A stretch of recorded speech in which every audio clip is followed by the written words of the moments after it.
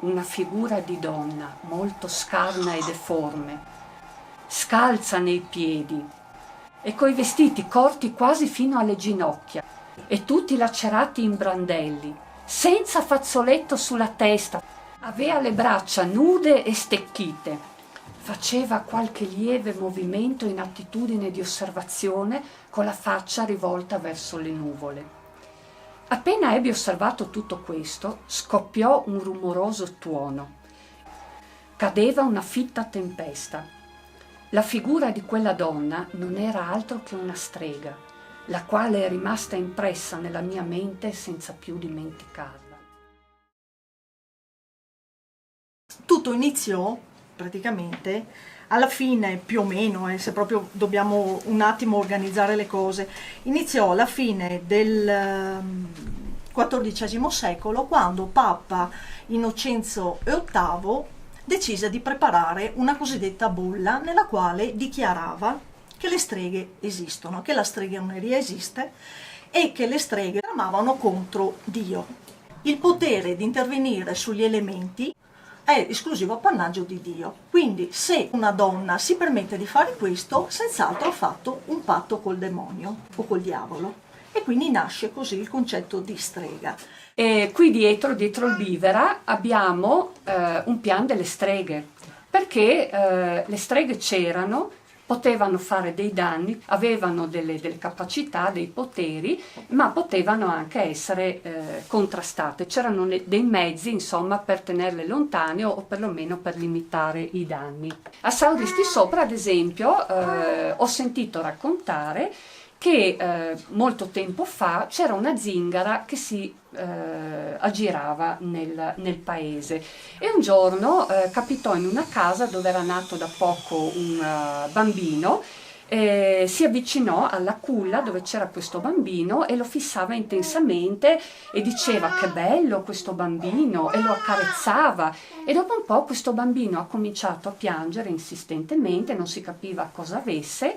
E una delle donne di casa ha capito subito, prontamente ha preso il bambino, l'ha svestito e ha buttato i vestiti sul fuoco e il bambino ha smesso di piangere. Quindi questo bambino aveva ricevuto un maleficio, perché un altro potere delle streghe era quello di lanciare dei malefici. Quando facevano la ricotta, che non veniva su bene come sempre, ma come mai è fatto sempre lo stesso sistema, non viene, qui c'è un malocchio.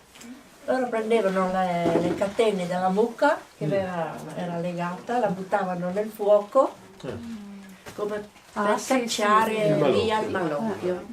Una volta un altro modo per tenere lontane le tempeste era quello di suonare le campane.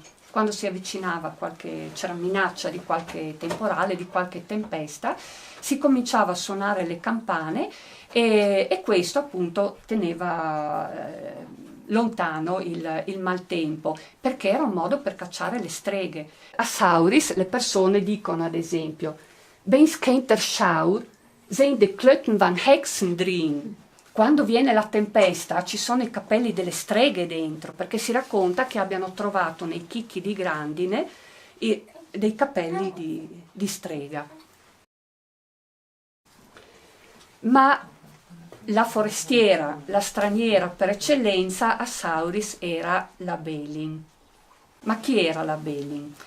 Era una brutta vecchiaccia, insomma una strega, e quando i bambini di Sauris dovevano andare per la prima volta fuori da questa vallata, i genitori che cosa raccontavano? Che per strada sarebbe comparsa la Belin, alla quale i bambini dovevano baciare il sedere. Era una specie di pedaggio, no? Per dimostrare di essere diventati abbastanza grandi per poter andare fuori da questo mondo, quindi era anche un primo incontro col mondo di fuori. Sicuramente in tante località c'era questo rito del bacio, no? Del sedere della vecchia, che appunto da noi era identificata con questa Belin. Abbiamo il ricordo di una donna di Sauris, realmente esistita, abitava a Sauristi Sotto, nella casa di pietra vicino alla locanda alla Pace, e lì comunque viveva questa donna che si chiamava Elisabetta e veniva chiamata Betta Puleccia. Era una che se poteva fare qualche dispetto agli altri lo faceva, probabilmente rubacchiava anche un po', insomma non aveva lasciato proprio un buon ricordo, ma quello che è più importante è quello che ha combinato dopo la morte, perché i familiari continuavano a sentirla e vederla in casa appunto anche dopo che era ormai trapassata, e siccome continuava a fare dispetti anche da morta, si sono rivolti naturalmente al sacerdote per vedere di sloggiarla da casa.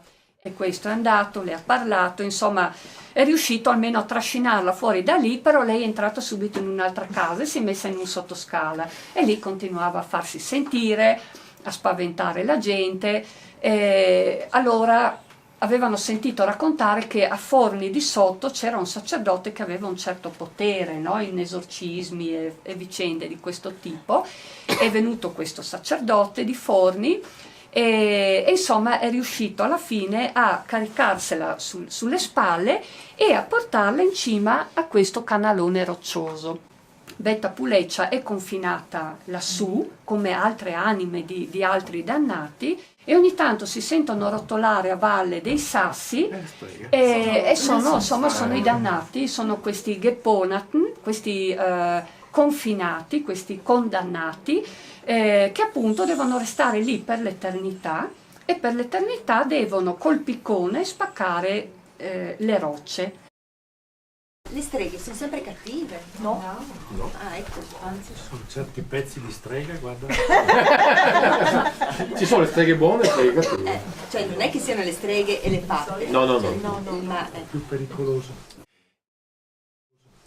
I menandanti erano delle persone un po' particolari che dicevano che in certe notti dell'anno, soprattutto quando c'erano le tempora, quindi il primo giorno d'estate, primavera, d'inverno, d'autunno, uscivano dal corpo durante la notte in spirito e andavano a combattere contro i malandanti, e quindi contro le streghe, contro gli stregoni, e si trovavano in certi posti che venivano chiamati campo di Josaphat, e praticamente combattevano. I benandanti avevano un ramo di finocchio selvatico, perché sono dei bastoni abbastanza nodosi, mentre invece le streghe avevano la saggina fondamentalmente, insomma, e quindi si bastonavano Santa Ragione durante la notte. Se vincevano i benandanti, quindi il bene, i raccolti funzionavano, il prosciutto a Sauro si stagionava bene, il pesce era abbondante nei fiumi, i formaggi stagionavano bene anche quelli. Se invece perdevano e vinceva il male, non so, nascevano vitelli con due teste, c'era la carestia, il raccolto non funzionava e cose di questo genere. I benandanti avevano una particolarità, che erano quelli che nascevano nel sacco amniotico, quindi diciamo con la camicia. Infatti da allora si è sempre detto sei fortunato perché sei nato con la camicia, è una cosa che deriva da questa particolarità.